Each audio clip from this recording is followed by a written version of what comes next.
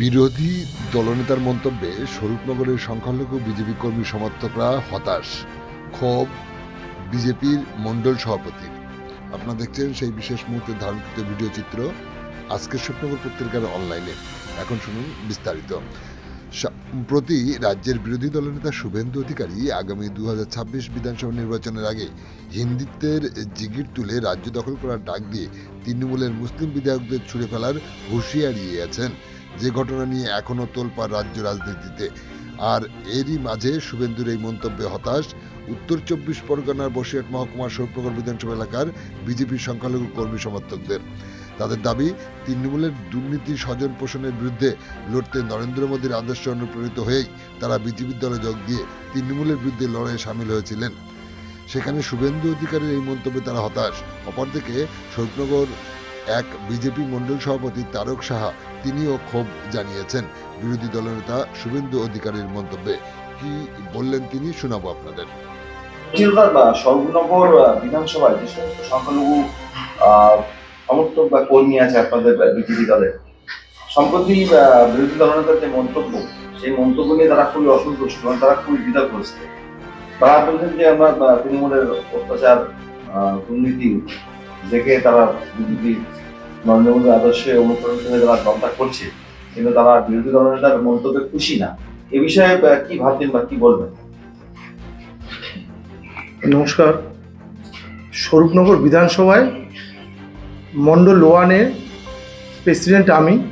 আমার এখানে বহু সংখ্যালঘু লোক রয়েছে, ধরুন 40% সংখ্যালঘু রয়েছে।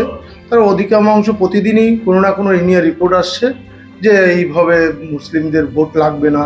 যেখানে নরেন্দ্র মোদী বলেছেন, যে মাননীয় প্রধানমন্ত্রী বলেছেন যে সবকা সাথ সবকা বিকাশ, সব মানুষের আমাদের প্রয়োজন আছে। সেখানে আজকে এই সব কথা বলার জন্য আমার মনে হয় যে আগামী দিন আমরা বিধানসভায় তাদের ভোট হারাতে পারি। এবং আমাদের সঙ্গে কিছু মুসলিম মেম্বাররাও রয়েছে যারা অন্য দলে জিতেও আমাদের সঙ্গে, আমাদের চারঘাট পঞ্চায়েতে তারা রয়েছে, তাদের আরও 4 জন মেম্বার রয়েছে মুসলিম মেম্বার, এবং তাদের ওখানে 100% সংখ্যালঘু বুথ। সেখানে আমরা কোনোটায় 170, কোনোটায় 94, কোনোটায় 136, এরকম প্রচুর ভোট পেয়েছি। তাই আমার মনে হয় সবকা সাথ সবকা বিকাশ, একসাথে সব চলা উচিত। এবার শীর্ষ নেতৃত্বকে এটা জানাবে, তারা নিশ্চয়ই আমার থেকে ভালো বিষয়টা বলতে পারবে। আপনি কি জানিয়েছেন শীর্ষ নেতৃত্বকে যে সংখ্যালঘু যারা আছে তারা অসন্তুষ্ট হচ্ছে বিষয়ে? হ্যাঁ, আমি জানিয়েছি, আগামী দিনও আরও জানাবো। আমাদের যেমন ধরুন গত বিধানসভায় আমাদের স্বরূপনগরে সংখ্যালঘু ভোট ছিলই না। এইবার লোকসভায় মাননীয় কেন্দ্রীয় মন্ত্রী শান্তনু ঠাকুর মহাশয়ের হয়ে প্রচুর সংখ্যালঘু মানুষ রাস্তায় নেমেছে, তাদের হয়ে ভোট করিয়েছে এবং ভোট দিয়েছে। তাদের কাছে আমি কোনো জবাব দিতে পারছি না। এবার আমি আমার যিনি সাংসদ রয়েছেন, মন্ত্রী রয়েছেন, কেন্দ্রীয় মন্ত্রী শান্তনু ঠাকুর মহাশয়, ওনার কাছে আমি জানাবো আমার উপরে।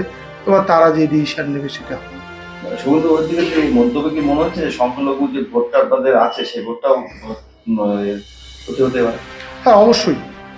এই মন্তব্যে যেখানে বলছে একটা কমিউনিটির ভোটের প্রয়োজনই নেই, আমি জানি না কোনো রাজনীতিতে এরকম বলতে পারে না যে আমার ওকে ভোটের প্রয়োজনই নেই।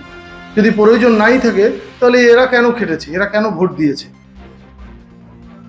আমার মনে হয় অবশ্যই এতে ভোট, আমার স্বরূপনগরে আমরা সংখ্যালঘু 49% সংখ্যালঘু, 51% হিন্দু ভোটার।